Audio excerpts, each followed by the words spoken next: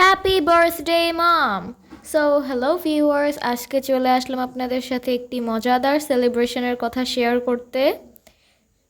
So চলে আসুন আজকের ওয়েভ অফ লাইফের ভ্লগে। আজ মমের বার্থডে, আর তার দায়িত্ববান বাচ্চা এবং বেস্ট চিলড্রেন হওয়াতে একটু ফুড সারপ্রাইজ না দিলে তো চলবেই না।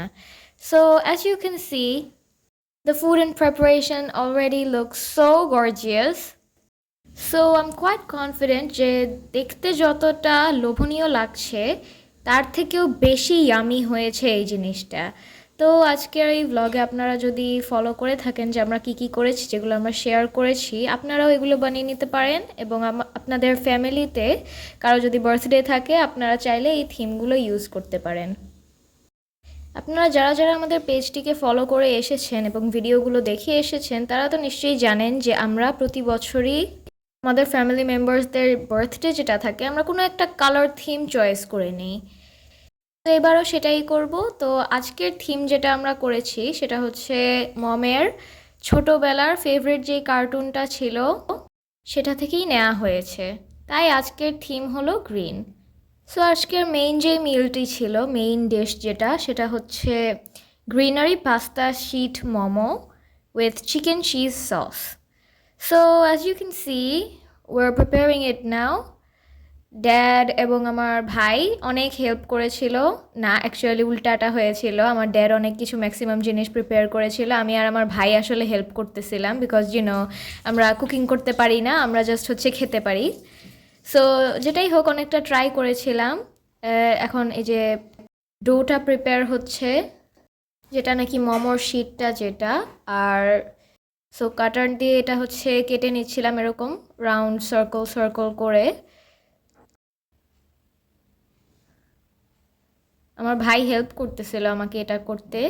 And then when this is finally done আমরা জাস্ট ইজিলি এটাকে নিব।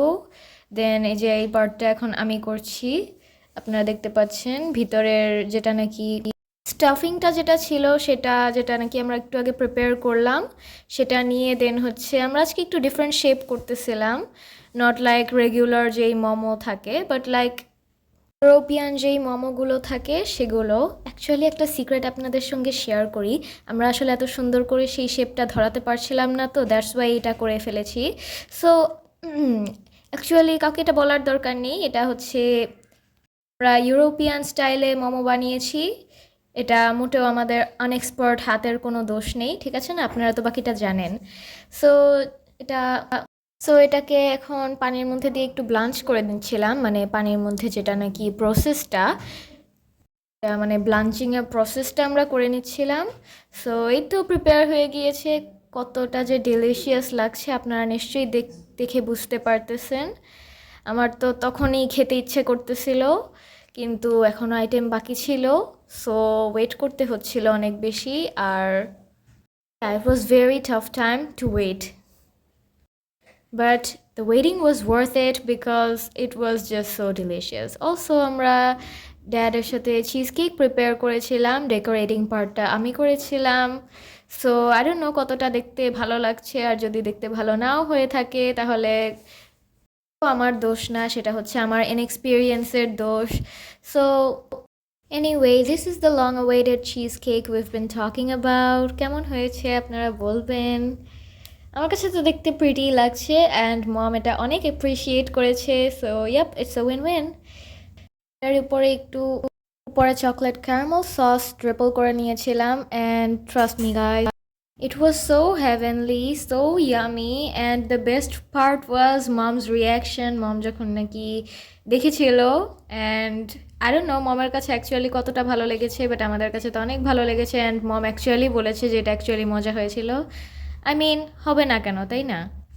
যদিও দেখতে তেমন একটা ভালো হয়নি, কিন্তু টেস্ট ওয়াইজ মশলার পাশাপাশি তো ছিল আমার আদর, ভালোবাসা এবং blah blah blah etcetera, goody goody everything. So yeah, taste wise তো এটা অনেক মজা হয়েছিল, আর আপনারা তো দেখতেই পাচ্ছেন দেখতেও লোভনীয় লাগছে। So I am pretty sure আপনারা টেস্ট না করতে পারলেও আপনারা ফিল করতে পারছেন যে এটা কতটা টেস্টি হয়েছিল। So guys, this brings us to the end of our video. Wave of লাইফের নেক্সট ভিডিও দেখতে অবভিয়াসলি পেজটিকে লাইক এবং ফলো করবেন। সো বাই বাই গাইস, আমরা নেক্সট সেলিব্রেশনে আবার চলে আসবো।